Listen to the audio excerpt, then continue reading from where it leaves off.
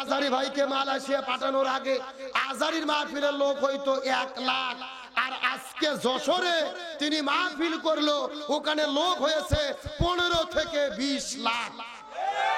আল্লাহু আকবার বলবেন না? আমরা মাহফিল করলে 200 লোক হয় না, আজারির মাহফিলে 20 লাখ লোক হয়, ওদের অন্তরে জ্বালা। এখন আজারির বিরুদ্ধে তারা ফতোয়া দিচ্ছে। আজারি কেন মোনাজাত করে বিদআত করলো, আজারি কেন দরুদ শরীফ পড়লো না, তাইরি ফতোয়া দিচ্ছে। আলে হাদিসরা বলতেছে কেন বিদআত করলো, আরেকজন বলতেছে কেন বেয়াদবি করলো। আজারি 1.5 ঘন্টার ওয়াজ করে, গবেষণা করে যখন কোনো ভুল খুঁজে পায় না, তখন এইগুলো ভুল মেরে ফতোয়া দেয়। কিন্তু একটা কথা পরিষ্কার করে বলি, আজারির এত জনপ্রিয়তা ছিল না, এই সমস্ত ফতুয়াবাজের মেশিন গানদের ফতুয়া দিয়ে আজারির জনপ্রিয়তা বেড়ে গেছে। তো আজারি ভাইকে মালয়েশিয়া পাঠানোর আগে আজারির মাহফিলের লোক হয়তো 1 লাখ, আর আজকে যশোরে তিনি মাহফিল করলো, ওখানে লোক হয়েছে 15 থেকে 20 লাখ। আল্লাহু আকবার বলবেন না? যশোরে দিন ফাউন্ডেশনে আকিস গ্রুপের আজকে প্রোগ্রাম হলো 3 দিনের শেষ দিন। আমাদের প্রিয় ভাই কলিজার টুকরা শায়েখ ডক্টর মিজানুর রহমান আল আজহারি তিনি মাহফিল করেছে, প্রায় 15 থেকে 20 লক্ষ মানুষের সমাবেশ ঘটেছে তার মাহফিলে। আল্লাহু আকবার বলেন। গত 1 সপ্তাহ আগে পেকুয়াতে কক্সবাজার মাহফিল করেছে, মিডিয়ার মধ্যে আপনারা দেখেছেন, ওখানেও 10 থেকে 15 লক্ষ মানুষ। ওরা চেয়েছিল আল্লামা সাঈদীর মাহফিলে 1 লাখ লোক হয়, তারা চেয়েছিল আল্লামা সাঈদীকে শেষ করে দেই, যেন লাখ লাখ লোক আর মাহফিলে না হয়। কিন্তু আল্লাহ বলতেছে না, ওয়া মাকারু ওয়া মাকারাল্লাহ আল্লাহু খায়রুল মাকিরিন। তারাও ষড়যন্ত্র করে, আল্লাহ কৌশল অবলম্বন করে। আল্লামা সাঈদী মাহফিলে আসলে দারুল আমান ট্রাস্টে লোক হয়তো 1 লাখ, আর এখন আজারি মাহফিলে গেলে লোক হচ্ছে 15 থেকে 20 লাখ। আল্লাহু আকবার বলেন। আল্লাহ তাআলা বুঝাতে চাই, আলেমদেরকে জেলেবন্দি করে, দেশ ছাড়া করে, হত্যা করে কোরআনের গণজোয়ারকে বন্ধ করা যাবে না। আল্লামা সাঈদী বলেছিল, এই লক্ষ লক্ষ মানুষ আল্লামা সাঈদীর আকর্ষণে আসে না, এরা আসে কোরআনের আকর্ষণে। সুতরাং বাংলাদেশে যে গণজোয়ার চলতেছে, এই গণজোয়ার প্রমাণ করে আগামীর বাংলাদেশ হবে কোরআনের বাংলাদেশ, আগামীর বাংলাদেশ হবে ইসলামের বাংলাদেশ, আগামীর বাংলাদেশ হবে আলেম ওলামাদের বাংলাদেশ। ওদের ষড়যন্ত্র করে কোনো লাভ হবে? আমার মনে বলে শেখ হাসিনা আজারির মাহফিল কিন্তু ভারত থেকে দেখতেছে, ওর অন্তরে খুবই জ্বালা হচ্ছে। যেখানে সাঈদী হত্যা করে কি করলাম, সাঈদী হলো 1 লাখ লোক হতো, আজারি এখন 10 লাখ লোক হচ্ছে। কথা কর না কে? তার মানে ওর রেসিপি দিয়ে কোনো লাভ। গভীর মনোযোগ ভালো করে বুঝবেন। কোরআনের পাকে আল্লামা সাঈদীকে 13 বছর জেলে বন্দী করে হসপিটালে ভর্তি করে যেই ডাক্তারকে চিকিৎসা করার দায়িত্ব দিয়েছিল, ওই ডাক্তারের নাম হলেন ডাক্তার মোস্তফা জামান। এই ডাক্তার কোন ডাক্তার? যেই ডাক্তার 2013 সালে শাহবাগের গণজাগরণ মঞ্চে দাঁড়িয়ে স্লোগান দিয়েছিল, সফে সাঈদী তুই রাজাকার, তুই রাজাকার, রাজাকারের ফাঁসি চাই। ওই ডাক্তারকে দিল চিকিৎসা করার দায়িত্ব। আমাদের বগুড়ার ভাষায় বলে শিয়ালের কাছে ছাগল বাগি। কথা কর না গা? ওই হসপিটালে 2টা নার্স বলেছে, এই ডাক্তার মোস্তফা জামান যখন আল্লামা সাঈদীর শরীরে ইনজেকশন পুশ করেছে, তার কিছুক্ষণ পরে আল্লামা সাঈদী মৃত্যুর কোলে ঢলে পড়েছে। তার মানে বোঝা যায় আল্লামা সাঈদীর মৃত্যু কোনো স্বাভাবিক মৃত্যু ছিল না, এটা পরিকল্পিত হত্যাকাণ্ড। সুতরাং বর্তমান ডক্টর ইউনূসের সরকারকে বলি, কোরআনের পাকে আল্লামা সাঈদীকে চিকিৎসা দেওয়ার নামে পরিকল্পিতভাবে যারা মৃত্যুর দিকে ঠেলে দিয়েছে, এদের প্রত্যেককেই গ্রেফতার করে ফাঁসির দড়িতে ঝুলাতে হবে। আসেন, আমি আপনাদেরকে যেই কথা বলতে চাই, আজারির মাহফিলে 20 লক্ষ লোকের সমাবেশ দেখে কিছু কিছু লোকের ঘুম হারাম হয়ে গেছে। বিশেষ করে বাংলাদেশের কিছু কিছু ফতুয়াবাজি হিংসুটে হুজুর আছে। এ কথা কর না গা?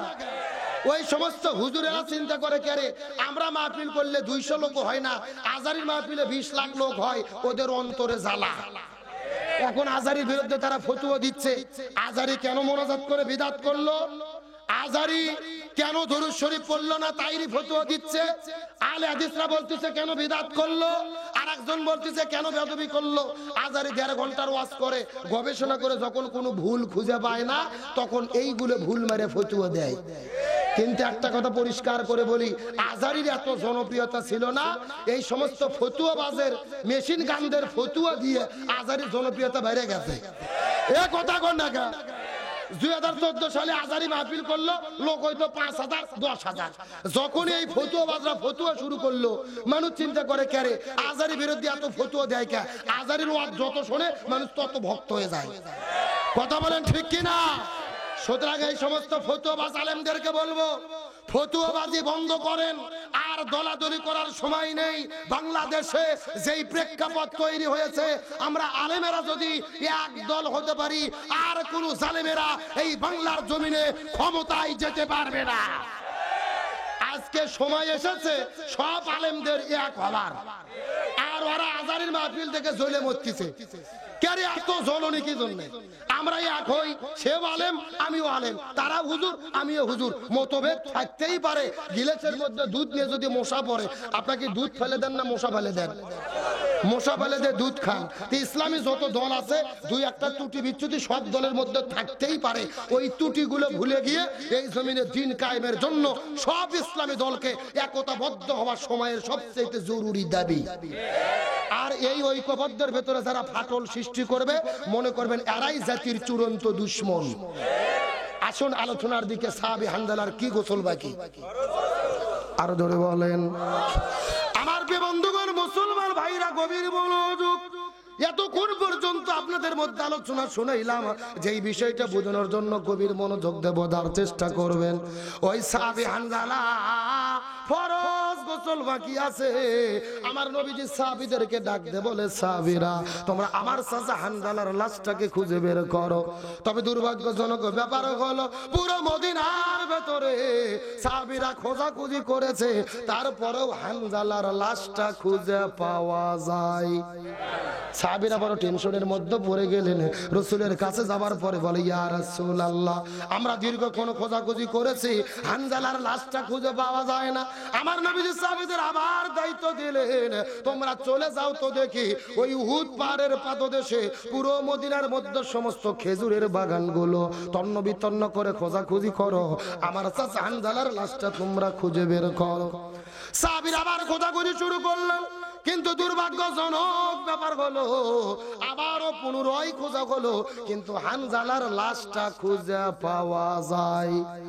আমার নবীজি বড় টেনশনের মধ্যে পড়ে গেলেন। নবীজি কান্না করতে করতে নামাজের সেজদায় চলে গেছে।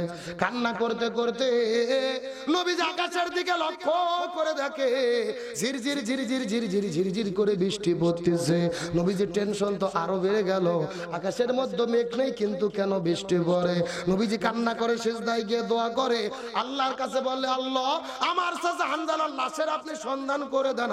এইরকম যখন কান্নাকাটি শুরু করলেন, আল্লাহর পক্ষ থেকে জিবরাইল আস্তে করে রাসূলের কাছে আসার পরে বলে, ইয়া রাসূলুল্লাহ, আপনি কান্না করবেন না, হলডিল করবেন না, টেনশন করবেন না। আপনার চাচা হানজালা বাসর ঘরের মধ্য থেকে বের হওয়ার পরে উহুদের ময়দানে আসার পরে তিনি যুদ্ধ করেছে, ফরজ গোসল বাকি ছিল, আবার 3 ওয়াক্ত ফরজ নামাজ কাজা করেছে। কিন্তু তিনি দিন কায়েমের আন্দোলন করার জন্য, জালেমের জুলুমের মোকাবেলা করার জন্য, দিন কায়েমের লড়াই সংগ্রাম করার জন্য আল্লাহ তাআলা হানজালার উপরে এত বেশি রাজি খুশি হয়ে গেছে রে, স্বয়ং আমার আল্লাহ আরশে আজিম থেকে জান্নাতি ফেরেশতা পাঠায়া ওই হাউজে কাউসার আর জমজমের পানি দিয়ে তার গোসলের ব্যবস্থাটা করেছে। লিল্লাহি তাকবীর।